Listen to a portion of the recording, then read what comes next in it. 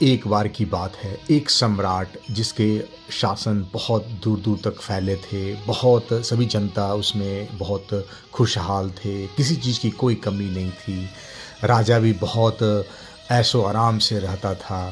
तो एक बार वह सोचने लगा कि मैं इतना ऐशो-आराम से रहता हूँ, मुझे किसी चीज़ की कोई कमी नहीं है। अगर मैं काम ना भी करूँ तो भी मैं बहुत आराम से बैठ के खा सकता हूँ, किसी तरह की कोई चीज़ कमी नहीं है। लेकिन ऐसे बहुत सारे हमारे राज्य में लोग होंगे जो आलसी होंगे, कुछ करना नहीं चाहते होंगे और तो उनका जीवन कैसे चलेगा? तो वो उसके बारे में सोचने लगा। तो उसने मंत्री को बुलाया और उससे बोल मंत्री से बोला कि हमारे राज्य में ऐसे बहुत सारे होंगे जो आलसी लोग होंगे, कुछ करना नहीं चाहते, तो मैं उनके लिए कुछ करना चाहता हूँ मैं। तो मंत्री बोला कि हाँ महाराज बताइए क्या करना चाहते हैं? तो मैं चाहता हूँ ऐसे लोगों को मैं अपने राज्य की तरफ से, शासन की तरफ से ही मैं उसको आश्रय दे देता हूँ और उनका टेक केयर मैं कर लूँगा मैं। तो मंत्री ये सुन कर के काफ़ी चौंका और बोला कि महाराज ये क्या कर रहे हैं आप? ऐसे लोगों को क्यों संरक्षण देना जो आलसी हैं? तो राजा बोलने लगा कि नहीं, मैं भी देखो कितना आराम से रहता हूँ, काम करता हूँ लेकिन इतना भी काम नहीं करता हूँ, अगर मैं नहीं भी काम करूँ तब भी चल जाएगा। तो बोला कि आपकी बात अलग है, आप कैसे काम नहीं कर रहे हैं? आप पूरा राज्य चला रहे हैं, सब कुछ कर रहे हैं, तो आपको तो ये मिला हुआ है, तो आप ऐसा मत सोचिए, उनके बारे में ऐसा सोचने की कोई ज़रूरत नहीं है आपको। तो बोला कि नहीं, नहीं, नहीं, नहीं, मैं करना चाहता हूँ। तो मंत्री बोला लेकिन आप पता कैसे लगाएँगे कि कौन असली में जो हैं आलसी हैं लोग हैं? हो सकता है कि कुछ लोग आपके ऐसा जब आप अनाउंसमेंट करवाएँगे तो हो सकता है कि कुछ ऐसे लोग जो सही में काम करना चाहते हैं वो भी काम-धाम छोड़ देंगे और आपके इस प्रोग्राम में वो भी आके फिट हो जाएँगे और वो भी काम करना बंद कर देंगे। तो राजा बोला कि ये मैं नहीं जानता, इसका काम ये जो है अब तुम्हें पता लगाना है। तुम वास्तविक जो आलसी लोग हैं उनको ढूँढो और कैसे तुम्हें अलग-अलग करना है ये अब तुम जानो, ये तुम्हारी सिरदर्दी है। राजा ने ऐसा ऑर्डर दे कर के राजा चला गया।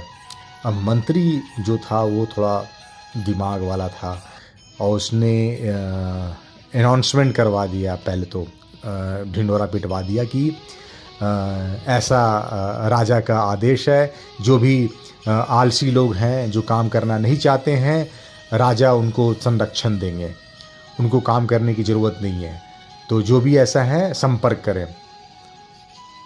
तो जब ऐसा ढिंढोरा पिटवाया तो हज़ारों लोग दौड़ पड़े और राजा के इस प्रोग्राम में शामिल होने के लिए, क्योंकि काम करना थोड़ी ना सबको पसंद है। तो बहुत लोग दौड़ पड़े कि हाँ मुझे भी चाहिए, मुझे भी चाहिए ऐसा। तो जब दौड़े तो जब मंत्री ने उनको ठहरवाया पहले कि हाँ एक सबको झोपड़ी नुमा था और सबको ठहरवाया कि अगले दिन राजा मिलेंगे आपसे। और जब सभी ठहर गए उसमें तो मंत्री ने सभी झोपड़ी में आग लगवा दिया। जब आग लगाया तो आग लग गया तो सभी अफरा तफरी मच गया और सभी भागने लगे वहाँ से। तो अरे आग लग गई, आग लग गई, सब पता नहीं कैसे आग लग गई और सब भागने लगे। उसमें से 4 ऐसे लोग थे जो कंबल तान कर वो अपना सोए हुए थे। सब ने उसको जगाया, उठाया, बोला अरे रे भागो भागो आग लगी है, लेकिन वो हिल ही नहीं रहे थे। बोले अरे यार आग लगी है, जैसे आग लगी है बुझ जाएगा, जो होना होगा होगा, अभी नींद आ रही है बहुत ज़्यादा, मुझे कोई फ़र्क नहीं पड़ता। और वो सोए के सोए पड़े हैं, बाकी लोग सब भाग गए वहाँ से और ये सिर्फ 4 लोग बचे। तो मंत्री को वो 4 जो एकदम ऐसे आलसी मिले कि जो आग भी लगे तब भी वो वहाँ से हिल नहीं रहा है, तो ये अपनी लाइफ में कुछ नहीं करेंगे। तो उनको वो मिल गया और वो राजा के हवाले कर दिया। दोस्तों, हमारी लाइफ में भी हम आसपास ऐसे लोगों को देखते हैं जो वो कुछ नहीं करना चाहते हैं, हट्टे कट्टे, वो काम कर सकते हैं वो, लेकिन करते नहीं वो भी अपना कंबल तान के सोए पड़े हुए हैं। कोई उसका खर्चा चला दे, कोई उसके लाइफ का टेक केयर कर ले, चाहे कितनी भी आग क्यों ना लगी पड़ी है जीवन में। बच्चे उनके भूखे हैं, वो भी अपनी लाइफ में 2 रोटी का इंतज़ाम हो जाए, बस यही काफ़ी है उनके लाइफ में। माँ बाप परेशान हो रही हैं, पत्नी परेशान हो रही है, बच्चे अच्छे स्कूल में पढ़ाई नहीं कर रहे हैं, लेकिन उनको कुछ नहीं करना है। उनको तो बस किसी तरह से सरकार से कुछ मिल जाए, कहीं से कुछ मिल जाए, कोई आश्रय दे दे, कहीं 2 रोटी का इंतज़ाम कर दे। चाहे वो सड़क पे आप मतलब देखेंगे बहुत सारे ऐसे लोग हैं जिनके हाथ पैर सही सलामत हैं, लेकिन वो भीख मांगते नज़र आएंगे।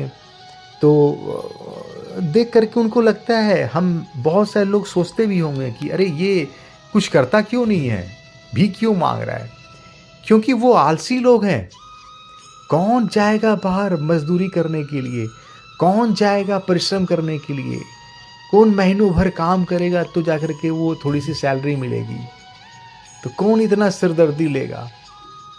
अब जो होना होगा सो होगा, बस उनकी बस किसी तरह से है कि 2 रोटी मिल जाए, पेट भर जाए, चाहे कहीं पर भी लेट जाएंगे, कहीं पर भी सो जाएंगे। जैसे लाइफ जी रही है वैसे ही लाइफ वो खुद तो जीते ही हैं और अपने परिवार को भी वैसे ही लाइफ वो देते हैं।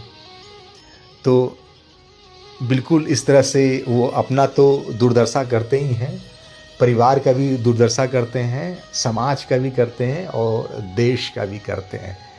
और इसी से क्या होता है कि ओवरऑल पूरा इकोसिस्टम पे फ़र्क पड़ता है, क्योंकि उनका बोझ किसी न किसी को तो उठाना ही है। चाहे वो कोई दान दे करके उठाए या कोई सरकार फ्री का स्कीम चलाए उनके लिए, उनका बर्डन पूरे समाज पर पड़ता है। ऐसे लोगों को हमें थोड़ा दूसरे ढंग से अपनाना चाहिए, उनको इनकरेज करना चाहिए, उनको प्रोत्साहित करना चाहिए ताकि वो मेन स्ट्रीम में समाज के वो भी आएँ और श्रम करके वो आगे बढ़ें। आशा करते हैं आपको ये कहानी पसंद आई होगी। धन्यवाद।